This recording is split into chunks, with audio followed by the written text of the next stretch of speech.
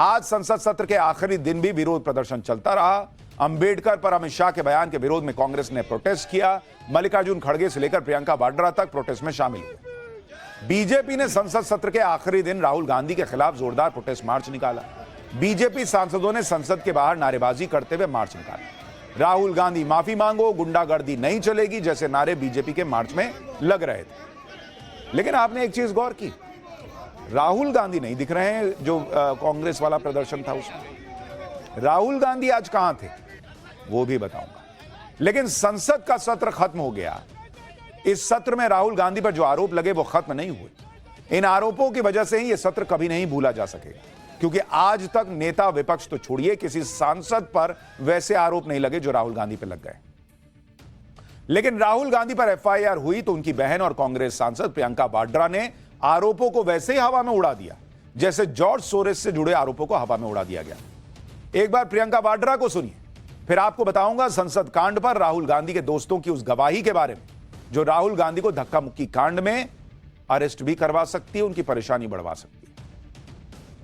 पूरा देश देख रहा है, राहुल जी पे तमाम इन्होंने केस लगा रखे हैं, कभी नया नया एफआईआर निकालते हैं, झूठ बोलते हैं, पूरा देश देख रहा है।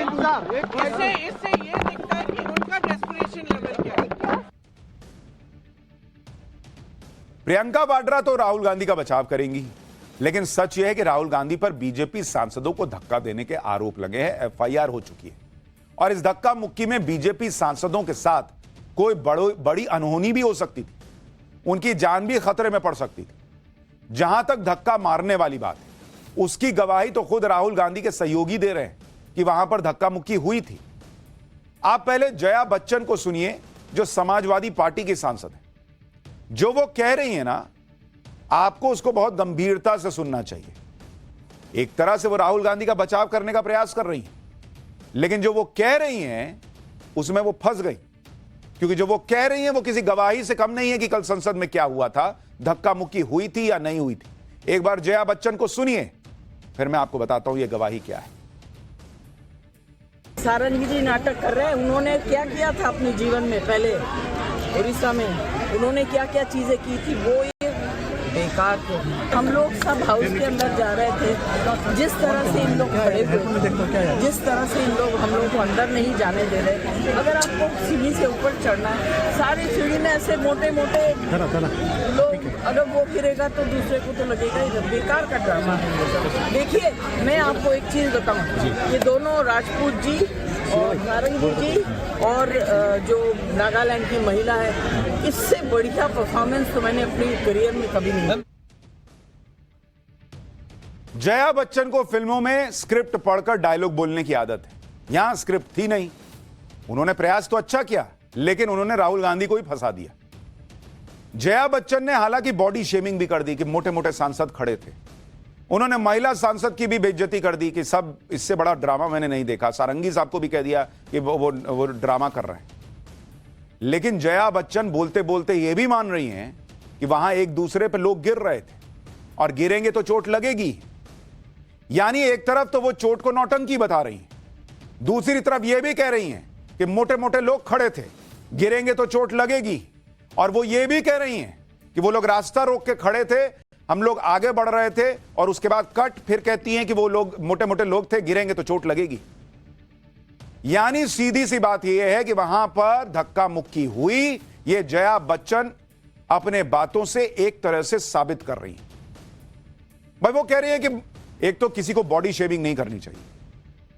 कौन मोटा है पतला, ये बोलने का क्या तरीका है भाई कि मोटे मोटे लोग खड़े थे? कोई आपके बारे में कुछ बोल देगा तो आपको अच्छा लगेगा? और कह रही है कि वो लोग जाने नहीं दे रहे थे, हमको चढ़ना था। तो जो जाने नहीं दे रहा था वो अचानक खुद ही गिर जाएगा? ऐसा तो नहीं हो सकता। यानी जया बच्चन को सुन के ये लग रहा है कि वहां धक्का मुक्की हुई थी, ये उसकी गवाही दे रही। और आप सोचिए, बीजेपी की महिला सांसद फांगनून कोन्याक वो राहुल गांधी पे गंभीर आरोप लगा रही हैं, रो रही हैं। जया बच्चन ने उसका भी मजाक उड़ा दिया कि इससे अच्छी मैंने एक्टिंग नहीं देखी। ये खुद एक महिला है बॉस, सीनियर सांसद हैं। कम से कम उनसे इतनी उम्मीद तो की जा सकती थी कि अगर एक महिला सांसद कोई गंभीर आरोप लगा रही है तो उसका समर्थन ना करें, लेकिन एक तरह से उसका मजाक तो ना बनाएं। क्योंकि बीजेपी की महिला सांसद फांगनोन ने राहुल गांधी पर कोई राजनीतिक आरोप नहीं लगाया। वो ऐसे आरोप थे जो महिला के प्रताड़ना से जुड़े थे, जिसके बारे में बताने में भी सांसद फांगनोन कोन्याक असहज हो रही थी। ये ऐसे आरोप थे जो एक महिला के सम्मान और इज्जत से जुड़े हुए थे। बीजेपी की महिला सांसद फांगनोन कोन्याक ने कहा था कि राहुल गांधी उनके बहुत करीब आकर खड़े हो गए थे, मैं बहुत अनकंफर्टेबल हो गई थी, राहुल गांधी उन पर चिल्ला रहे थे। सिर्फ जया बच्चन ही नहीं, कांग्रेस भी अब फांगनोन कोन्याक को टारगेट कर रही है। कांग्रेस सांसद हीबी ईडेन ने लोकसभा स्पीकर को लेटर लिखकर बीजेपी सांसद के आरोपों को झूठा बता दिया है। कह दिया है कि राहुल गांधी को बदनाम करने के लिए आरोप लगाए गए। कांग्रेस सांसद प्रमोद तिवारी को भी आप सुनिए, वो तो बीजेपी की महिला सांसद पर उल्टे ही आरोप लगा रहे हैं कि सांसद फांगनोन कोन्याक उनका रास्ता रोक रही थी। मतलब ये जैसे राहुल गांधी ने नहीं कहा कल सारंगी साहब के पास जाकर कि इन्होंने मुझे धक्का दिया, वैसे ही अब प्रमोद तिवारी कह रहे हैं कि वो महिला सांसद उनको रोक रही थी। एक बार उनको सुनिए, फिर मैं बताता हूं कि धक्का मुक्की कांड पर राहुल के दोस्तों की दूसरी गवाही क्या कहती है। मैं जा रहा था, मुझे यही महिला सदस्य, क्या नाम है उनका, वो यूं करके रोक रही, तो मैं तो डर गया। तो जो कुछ हो रहा था, अरे यार, नागालैंड वाली, क्या नाम उनका, कोन्याक, पी कोन्याक जी, मैंने तो अपने स्वास्थ्य का ध्यान में रखते हुए पीछे हट गया। मैं ये डर गए जैसे 70 साल के पतले दुबले व्यक्ति, बुजुर्ग व्यक्ति सारंगी साहब ने राहुल गांधी को धक्का दे दिया, वैसे ही महिला सांसद इनको रोक रही थी और ये डर गए, अरे बाप रे मेरी सेहत पता नहीं क्या हो जाएगा। राहुल गांधी के डिफेंस में न जाने अब क्या क्या कहा जा रहा है। कांग्रेस राहुल गांधी पर बोली जा रही हर बात को ही झुठला दे रही है। पुलिस के जांच को खत्म होने का भी इंतजार नहीं कर रही। लेकिन राहुल गांधी के इंडिया अलायंस के साथी जो बातें कह रहे हैं वो तो राहुल गांधी के खिलाफ एक तरह से गवाही है। उसको कैसे झुठलाइएगा भाई? जया बच्चन बोली ना, वहां मोटे मोटे लोग खड़े थे, गिरेंगे तो चोट तो लगेगी। मतलब कोई आदमी खड़े खड़े खुद ही तो नहीं गिर गया होगा कि मैं गिर जाता हूं, पीछे वाले को चोट लगाता हूं। इसका मतलब किसी ने पुश किया होगा। धक्का मुक्की कांड पर आप राहुल गांधी के एक और दोस्त की गवाही सुनिए जो इंडिया अलायंस से ही है। यह गवाही नंबर 2 है।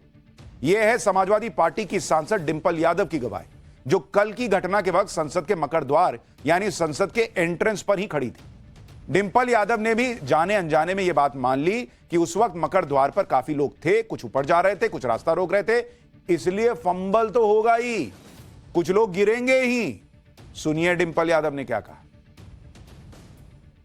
सब लोग स्टेज में खड़े हुए थे और जहां सब स्टेज में खड़े थे और जहां ऊपर जाने के प्रयास में थे, क्योंकि एंट्रेंस तो वही है पार्लियामेंट से, अंदर तो 11 बजे अंदर मकर द्वार से ही जाना है सब एमपीज को, और जहां बीजेपी वालों ने रास्ता रोकने का काम किया, तो डेफिनेटली जब इतने सारे लोग हैं, एक लोग ऊपर जाना चाह रहे हैं, एक लोग रोक रहे हैं, तो जो उसका जो रिपरकशन हुआ, जो एक फंबल हुआ, तो पीछे जो स्टेज में लोग थे वो डेफिनेटली वो गिरेंगे ही गिरेंगे, बिकॉज स्टेज में आप खड़े हैं, आप बैलेंस कैसे बनाएंगे स्टेज में, एंड इतने बुजुर्ग लोग हैं, कैसे बैलेंस बना पाएंगे? तो इसके लिए केवल भारतीय जनता पार्टी के मेंबर ऑफ पार्लियामेंट जिम्मेदार है। डिंपल यादव का यह बयान भी बहुत अहम है।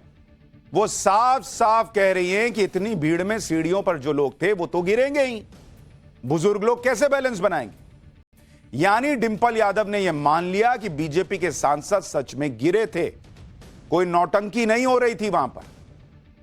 वो कोई झूठ नहीं बोल रहा है कि अरे ऐसे ही चोट लग गया है और झूठ मूठ का नाटक कर रहा है, जैसा इंडी गठबंधन माहौल बना रहा गया, चोट लगी नहीं, गिरे नहीं, झूठे नाटक कर रहा है।